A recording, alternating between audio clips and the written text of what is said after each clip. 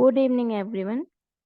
तो आज हम स्टार्ट कर रहे हैं लाइट चैप्टर के कुछ इम्पोर्टेंट पॉइंट्स जिसकी हेल्प से आप एनएसओ में कई क्वेश्चंस न्यूमेरिकल प्रॉब्लम और कॉन्सेप्चुअल प्रॉब्लम सॉल्व कर पाओगे, राइट। तो फर्स्ट जो अपना टॉपिक है, अगर हम लाइट की बात करें तो properties of light, characteristic of light, ये सब आप basic properties previous year classes में पढ़ चुके हैं ऑलरेडी, राइट। तो अभी हम सिर्फ उन पॉइंट्स की बात करेंगे जो आपको क्वेश्चंस में हेल्प करेंगी। ओके, तो first topic is reflection. Okay, आपको रिफ्लेक्शन के बारे में थोड़ा बहुत पता भी होगा। रिफ्लेक्शन क्या है? लाइट रे किसी भी ऑब्जेक्ट में अगर इंसिडेंट हो रही है और टकरा के वापस उसी मीडियम में वापस आ जा रही है, that is called reflection. Okay, for example आपको एक बॉल की हेल्प से मैं आपको समझाती हूँ। फॉर एग्जाम्पल आपके हाथ में एक बॉल है, आपने उसे क्या किया, एक वॉल पे हिट किया, राइट। और वो बॉल वापस आपकी ओर उसी रूम में वापस आ गई, यही तो होगा, राइट। तो हमने क्या बोला कि इस तरीके का, ये आपको वॉल से आप एग्जाम्पल ले सकते हो, दैट इज वॉल। ये थी आपकी हाथ में कोई भी ऑब्जेक्ट, हम बॉल ले सकते हैं। तो बॉल हमने यहाँ से थ्रो की, ये गई, इंसिडेंट हुई और इस वॉल से टकरा के वापस आ गई। ठीक है, सेम यही प्रोसेस होती है अपने लाइट के साथ। लाइट के साथ क्या होता है, लाइट किसी भी ऑब्जेक्ट में अगर इंसिडेंट हो रही, मीन्स उस पर लाइट रे अगर किसी ऑब्जेक्ट पे इंसिडेंट हो रही है और रिफ्लेक्ट होके वापस आ रही है, यानी टकरा के उसी मीडियम में वापस आ जा रही है, राइट। तो उसे क्या बोलते हैं हम, रिफ्लेक्शन। और आपने ये सुना होगा कि आप कोई भी ऑब्जेक्ट किस वजह से देख पा रहे हो, लाइट के रिफ्लेक्शन की वजह से। अगर आप ये बात प्रूफ करना चाहो तो आप देख सकते हो डे टाइम में और नाइट टाइम की भी अगर बात करें तो आपके पास कोई लाइट सोर्स होना चाहिए, लाइक बल्ब। ओके, तो जब आपके पास लाइट सोर्स है तो आप कोई भी ऑब्जेक्ट देख सकते हो अपनी आईज से, राइट, बिकॉज वहां पे रिफ्लेक्शन हो रहा है। ओके, बट अगर हम डार्क रूम की बात करें, because there is no source of what, light, right. तो अगर कोई भी सोर्स नहीं है तो क्या होगा, आपको क्या ऑब्जेक्ट दिखाई देते हैं?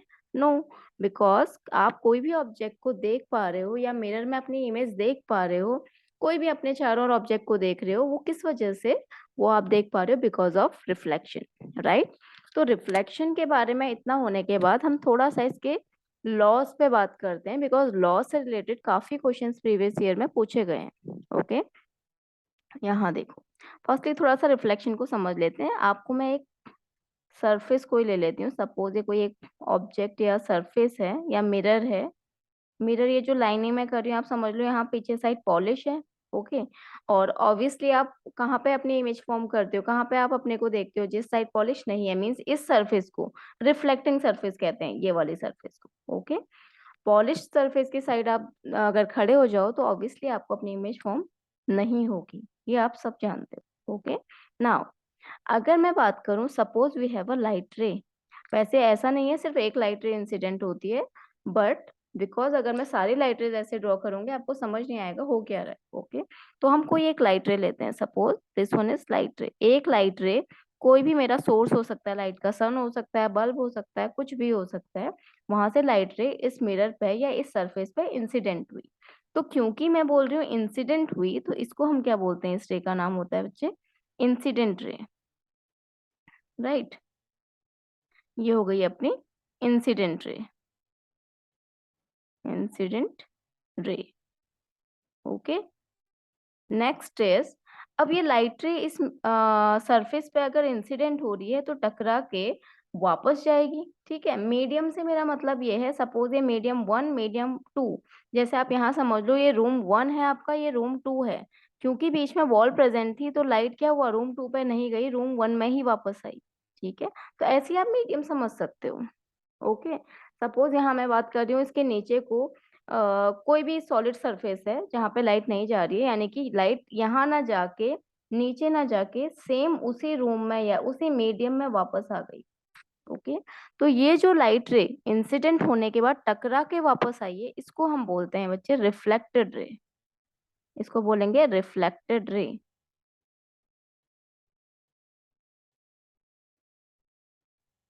ओके, नाउ सपोज मैं अगर आपसे बात करूं, यहाँ पे एक इमेजिनरी लाइन मैं ड्रॉ कर दूं, जो मेरी सरफेस है, यानी कि जहाँ पे रिफ्लेक्शन हो रहा है, मैंने यहाँ पे मिरर लिया है, आप कोई भी स्मूथ सरफेस ले सकते हो।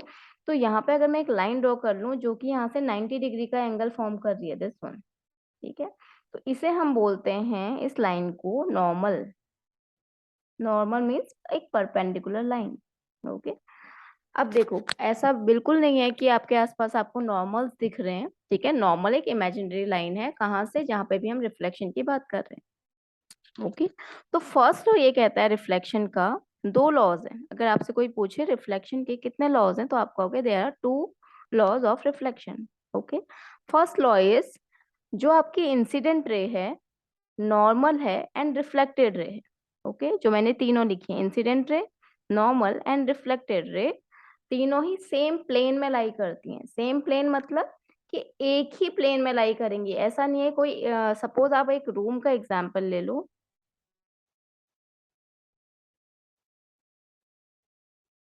ओके, लाइक दिस, ये है, ठीक है।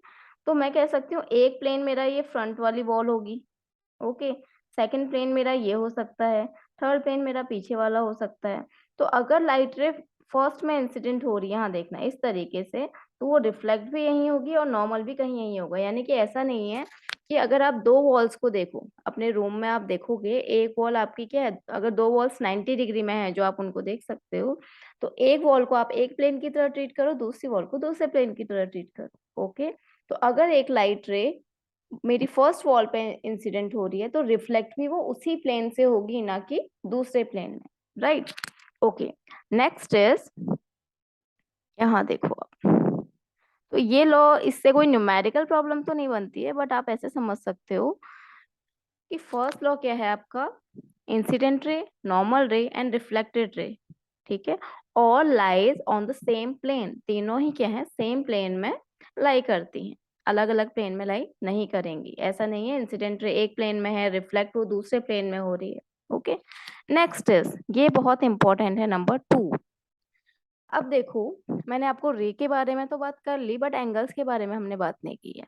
ओके, तो जो आपका नॉर्मल है, नॉर्मल एंड इंसिडेंट रे के बीच में जो एंगल बनता है, ये ध्यान रखना, नॉर्मल एंड इंसिडेंट रे के बीच में जो एंगल बन रहा है, that is angle of incidence. Okay, और नॉर्मल एंड रिफ्लेक्टेड रे के बीच में जो एंगल बनेगा, दिस वन, इसको आप आर से रिप्रेजेंट कर सकते हो, this one is angle of reflection. I है आपका, आई हो गया आपका what, angle of incidence,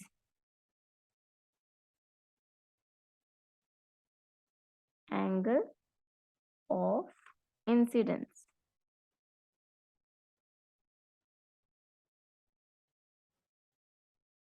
okay, and R जो आपका है, that is angle of reflection, angle of reflection.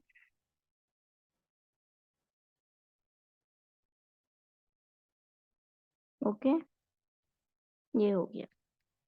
तो ये चीज ध्यान देना, बच्चे काफी इसमें मिस्टेक करते हैं, आई कभी कभी क्या कर लेते हैं, वो जो सरफेस है और इंसिडेंट रे इसके बीच वाला एंगल ले लेते हैं, ये नहीं है angle of incidence. Angle of incidence किसके बीच में होगा, दोनों ही एंगल, चाहे आप एंगल ऑफ इंसिडेंस की बात करो, चाहे आप एंगल ऑफ रिफ्लेक्शन की बात करो, दोनों ही नॉर्मल से मेजर करो, ठीक है। और लर्न करना भी एकदम इजी है एंगल्स को। इंसिडेंट रे एंड नॉर्मल के बीच में जो एंगल बन रहा है, that is angle of incidence, नाम से ही पता चल रहा है इंसिडेंस, इंसिडेंट रे, ठीक है। और किससे वो फॉर्म कर रहे हैं, नॉर्मल से एंगल फॉर्म कर रहे हैं, right. Next is angle of reflection, यानी कि रिफ्लेक्टेड रे एंड नॉर्मल के बीच में जो एंगल है, that is angle of reflection.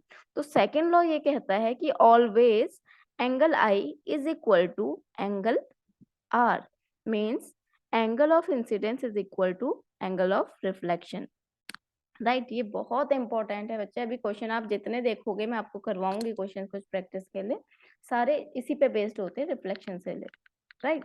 Next, अब थोड़ा मैथमेटिकल टर्म में बात करें, ये तो फिजिक्स के टर्म में बात हो गई कि angle of incidence is equal to angle of reflection, right.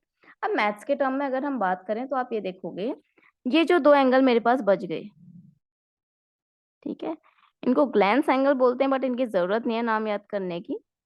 Okay, यानी कि अगर मैं बात करूं, मुझे कोई प्रॉब्लम दी गई है और ये एंगल गिवन है, तो आप खुद देखो, क्योंकि ये क्या है, स्ट्रेट लाइन है, आपको पता है इन तीनों का सम कितना होना है, 180। ठीक है ना। तो अगर मैं बात करूं, देखो आप ये ध्यान रखना कि ये जो एंगल है, सपोज मैं इसको कुछ नाम दे देती हूँ, थीटा, या कुछ भी आप नोटेशन दे सकते हो, तो ये भी कितना होगा, थीटा, यानी कि बोथ आर इक्वल। ओके, अब मैथमेटिकल टर्म में हुआ कैसे इक्वल, तो आप ये समझो। ठीक है, सपोज आई आपका 30 है, मैं एग्जांपल लेके बताती हूँ। आई अगर आपका 30 है, ठीक है, तो ये क्योंकि नॉर्मल है, नॉर्मल मैंने बताया था सरफेस पे, जो भी मेरा स्मूथ सरफेस थी, इस पे परपेंडिकुलर था, तो थीटा क्या होगा आपका, 90 माइनस 30, राइट। तो कितना हो गया, 60 डिग्री। अगर मैं यहाँ पर बात करूं रिफ्लेक्टेड साइड, तो आर भी कितना, क्योंकि हमने ये तो पढ़ लिया है कि आई इज इक्वल टू आर, तो आर भी कितना होगा, 30।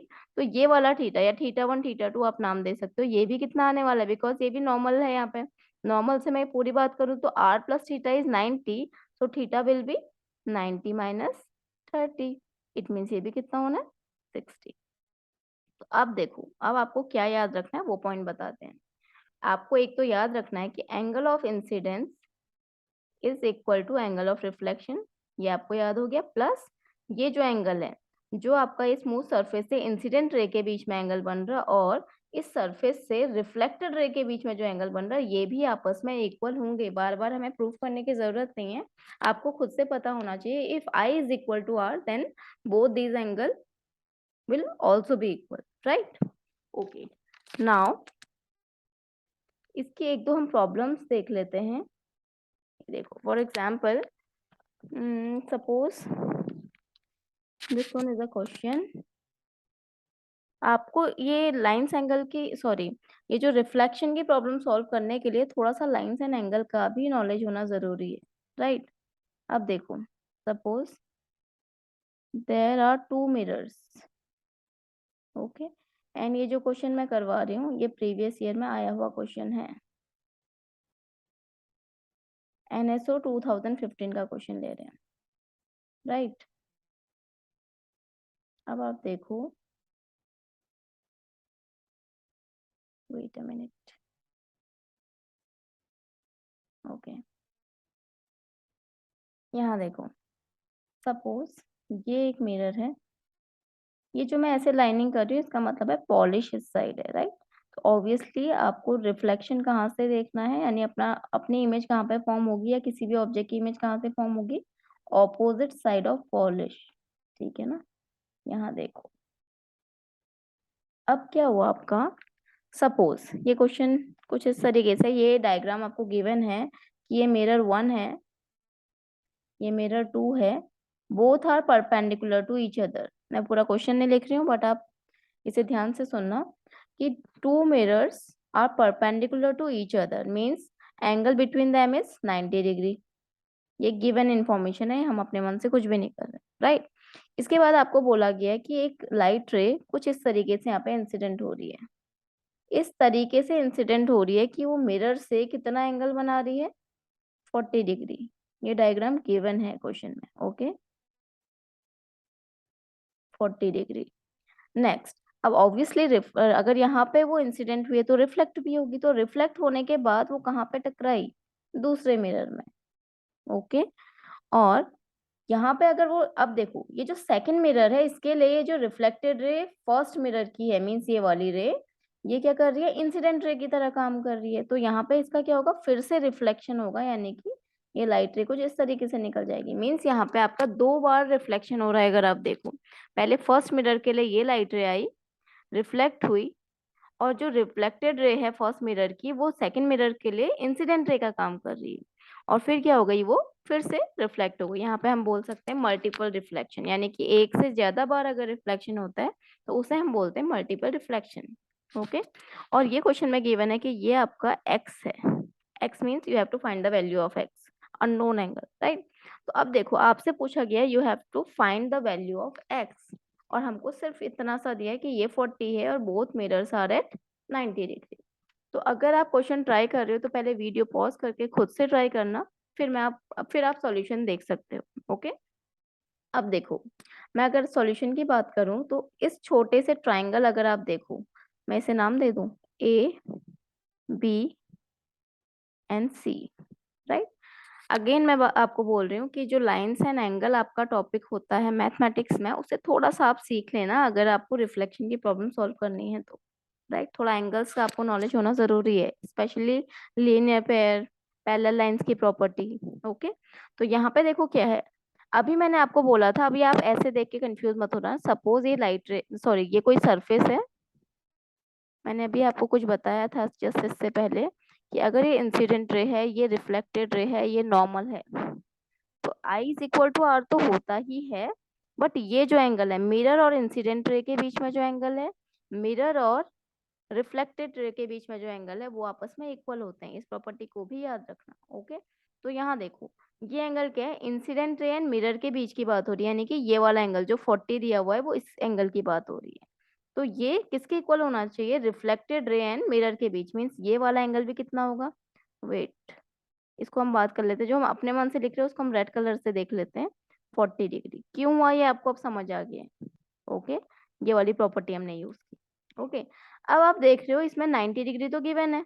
ओके, तो मैं इस एंगल को फाइंड कर सकती हूँ कैसे, we know that sum of all angles of a triangle is 180, यानी कि हम कह सकते हैं angle A plus angle B plus angle C must be equal to 180, right? So we know the value of angle A, right? 40, and this was given that angle B is 90 and we have to find angle C, okay, is equal to 180। अगर आप calculate करो तो angle C कितना हो जाएगा, 90 plus 40 is 130 plus C is equal to 180। okay, then angle C will be 180 minus 130, तो what will be the answer, 50 degree. But हमें C बिल्कुल फाइंड नहीं करना है। Okay, we have to find the value of X। अब देखो आप, अब सेकंड मिरर की बात करते हैं। सेकंड मिरर के लिए अगर आप ये बात करो, ये इंसिडेंट रे है, ये रिफ्लेक्टेड रे है, इंसिडेंट रे एंड नॉर्मल के बीच एंगल जो बन रहा है 50 है, रिफ्लेक्टेड रे और एंगल के बीच में जो एंगल बन रहा है वो है X, राइट। तो again using this property we can say X will be equal to what, 50 degree, right. तो 50 is the answer of this question.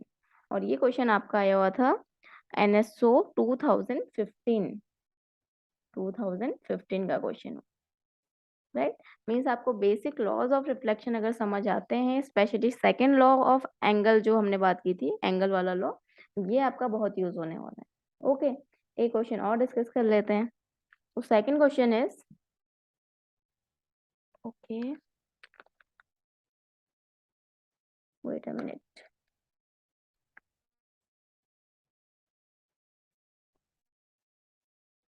Okay, second question में एक कॉन्सेप्ट हम और सीख सकते हैं। अभी आपके दो मिरर्स थे जो कि 90 डिग्री में थे, राइट, बट अभी हमको दो मिरर गिवन है जो 90 में नहीं है, मीन्स कोई एंगल में इंक्लाइंड है, वो हमें नहीं बताया गया, वही हमें फाइंड करना है एक्चुअली। ओके, मैं क्वेश्चन पूरा बिल्कुल नहीं लिख रही हूँ, बट आपको एक्सप्लेन पूरा कर दूंगी, आपको कॉन्सेप्ट पे ध्यान देना है, राइट। अब देखो, इसमें गिवन है कि एक लाइट रे फर्स्ट मिरर पे रिफ्लेक्ट हो रही है लाइक दिस, इस तरीके से। ऑब्वियस सी बात है यहाँ से रिफ्लेक्शन होगा, रिफ्लेक्शन हुआ, इतना आप ध्यान से देखो। अब मैं कलर चेंज करके आपको डिनोट करती हूँ ताकि आपको कंफ्यूजन ना हो। अब जब ये लाइट यहाँ पे सेकंड मिरर में पहुंची, इसको फर्स्ट मिरर बोल देते हैं, इसको सेकंड मिरर बोल देते हैं, तो यहाँ से भी रिफ्लेक्ट होगी, बट इनका कहना ये है कि ये जब इंसिडेंट हुई, रिफ्लेक्ट भी सेम पाथ में ही हो गई, ठीक है, ये एक स्पेशल कंडीशन है, मैं अभी इसे डिस्कस करती हूँ, राइट। और जब ये इंसिडेंट रही, यानी कि ऐसा कुछ हो रहा है, देखो आप, ये लाइट रे आई, यहाँ आ गई, और फिर से उसी पाथ में वापस जा रही है, यानी कि बिना डाइवर्ट हुए, एंगल बिना चेंज किए, ऐसे आई और ऐसे निकल गई। ओके, नाउ और यहाँ से जब ये इस मिरर पे इंसिडेंट हुई तो फिर से ऐसे ही निकल गई। मीन्स ये एरो आपको दिखा रहे हैं, आपको दो पाथ है, यहाँ पे भी मल्टीपल रिफ्लेक्शन हो रहा है, बट क्योंकि वो सेम पाथ है आपको लग रहा होगा एक ही बार रिफ्लेक्शन हो रहा है। हुआ क्या, अगेन समझो, पहले लाइट रे इंसिडेंट हुई मिरर 1 पे, ये इंसिडेंट रे फर्स्ट, ये मिरर 1 पे क्या हुई, इंसिडेंट हुई और रिफ्लेक्ट हुई मिरर 2 की ओर, जो आप ब्लैक एरो देख सकते हो। ठीक है, अगेन जो रिफ्लेक्टेड रे थी वो सेकंड मिरर के लिए इंसिडेंट रे का काम कर रही है और फिर से क्या हुई, रिफ्लेक्ट हो गई, यानी कि जो आप ग्रीन एरो देख रहे हो अब ये वापस जा रही है लाइट रे, सेम पे पाथ में चली गई। ठीक है, और यहाँ से क्या हुआ, जब सेकंड मिरर में ये इंसिडेंट, अभी सेकंड मिरर के लिए रिफ्लेक्टेड रे क्या करेगी, इंसिडेंट रे का काम करेगी, राइट। और ये फिर से क्या हो गई, जो ग्रीन एरो आप देख रहे हो ये वापस जाने वाला पाथ है, यानी कि यहाँ पे भी 2 बार रिफ्लेक्शन हुआ है। ओके, तो क्वेश्चन में आपको पूछा गया है कि ये थीटा है जो आपको फाइंड करना है और ये एंगल आपको गिवन है 40 डिग्री, राइट। अब आपसे पूछा गया है what will be the value of theta, but अगर आपको एक प्रॉपर्टी ना पता हो तो ये क्वेश्चन आप नहीं कर पाओगे। ओके, अभी तक आपने देखा होगा हमने जब रिफ्लेक्शन की बात की थी, ये हमने सरफेस ली, कोई भी स्मूथ सरफेस, हमने बोला था this one is the incident ray and this one is the reflected ray, and we know that, again वही पुरानी बातें, angle of incidence is equal to angle of reflection. ये तो अब आपको लर्न हो जाना चाहिए। Angle I will be equal to what, angle R, I and R, right. अब क्या हुआ देखो, अब एक कंडीशन ऐसी भी तो हो सकती है, आप बोलोगे कि ये हमेशा किसी एंगल पे ही क्यों इंसिडेंट हो सकता है, जो लाइट रे है वो कितने पे, 90 डिग्री पे इंसिडेंट, यानी कि जो सरफेस है उस पे क्या हो, सीधे स्ट्राइक करे, इस तरीके से यहाँ से 90 डिग्री फॉर्म करते हुए, राइट। तो अगर आप देखोगे क्योंकि हमारा नॉर्मल भी यहीं पे होता है, ये नॉर्मल भी यहीं पे है, इंसिडेंट रे भी यहीं पे है, तो इंसिडेंट रे और नॉर्मल के बीच में एंगल क्या होगा, एंगल आई विल बी 0। काफी बच्चे 90 बोलते हैं, 90 एक्चुअली लाइट रे एंड मिरर के बीच में एंगल 90 बन रहा है, बट आप ध्यान से देखो तो नॉर्मल भी यहीं पे है और उसी के ऊपर लाइट भी आ रही है, तो इस टाइम पे एंगल ऑफ इंसिडेंस क्या है, एंगल ऑफ इंसिडेंस किसके बीच में होता है, इंसिडेंट रे एंड नॉर्मल, अगर वो दोनों ही सेम लाइन पे लाई करें तो angle I is equal to 0। तो because we know that angle I is equal to angle R, laws of reflection से, तो angle R should be equal to 0, right. 0 होने का मतलब क्या है कि जो रिफ्लेक्टेड रे है, अब आप देखो मैं दूसरे कलर यूज कर लेती हूँ, जो रिफ्लेक्टेड रे है नॉर्मल के साथ 0 फॉर्म करेगी, यानी इसी पाथ में वापस आ जाना चाहिए, कुछ ऐसा हो रहा है, आई और गई उसी पाथ में वापस, जो ये इस क्वेश्चन में हम देख रहे हैं, राइट। तो इस केस में क्या होता है आपका, आप ये नोटिस करोगे ये सिर्फ स्पेशल केस है, कब एंगल आई एंड आर 0 होते हैं, कब, जब जो लाइट रे है आपका सरफेस से कितना एंगल बना रही हो, 90, यानी कि वो नॉर्मल की सीध में आ रही हो। ठीक है, इट मीन्स क्योंकि यहाँ पे मुझे ऐसा ही कुछ देखने को मिल रहा है, लाइट रे आ रही है और उसी पाथ में वापस चले जा रही है, it means angle I and R both are 0 in this case. तो ये जो लाइट रे है ये सरफेस यानी मिरर से कितना एंगल बना रही होगी, 90 डिग्री। ये स्पेशल केस है, ये बिल्कुल याद रखना, राइट। अब देखो, अब तो क्वेश्चन इजी है। अब देखो ये छोटा सा ट्रायंगल, अगेन इसको नाम दे देते हैं ए बी एंड सी। अब आप देखोगे ये एंगल 40 है तो ये भी 40 होगा, अगेन प्रीवियस क्वेश्चन में जो मैंने आपको कॉन्सेप्ट बताया था वही यूज कर रहे हैं। अब ए बी सी ट्राइंगल में क्या हो जाएगा, 90 plus 90 degree plus 40 degree plus theta, theta means any angle, जैसे आप एक्स कहते हो वेरिएबल, ऐसे एंगल थीटा है, थीटा से कंफ्यूज नहीं होना है, आप एक्स भी कह सकते हो, बिकॉज क्वेश्चन में थीटा यूज किया, दैट्स वाई मैंने भी वही यूज किया। अब देखो ये कितना हो गया, आंसर्स भी सेम आ रहे हैं, प्रीवियस ईयर प्रीवियस जो क्वेश्चन था उसमें भी यही था, इसमें भी कुछ सम ऐसा ही आ रहा है, देखो 180 and theta will be what, again 50 degree. 50 learn मत कर लेना बिल्कुल भी, सबका आंसर 50 आना है, वो कोइंसिडेंस है, राइट। तो थीटा इज 50 डिग्री। यही आपसे पूछा गया था कि जो दो गिवन मिरर हैं वो कितने में इंक्लाइंड है, तो हम कह सकते हैं दोनों ही मिरर कितने में इंक्लाइंड है, कितने डिग्री में, 50 डिग्री, राइट।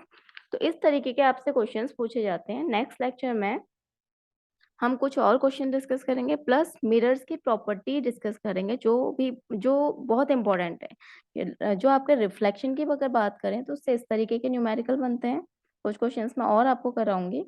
बट जो मिरर की प्रॉपर्टी की बात करें, लाइक आपने थोड़ा सा सुना होगा, तो प्लेन मिरर है, कॉन्वेक्स मिरर है, कॉनकेव मिरर है, किसमें कैसी इमेज फॉर्म होती है, राइट। एंड क्या क्या उनके कैरेक्टरिस्टिक हैं इमेज के। तो इस तरीके के क्वेश्चन काफी बार पूछे गए हैं, जो हम नेक्स्ट लेक्चर में डिस्कस करेंगे, राइट। ओके।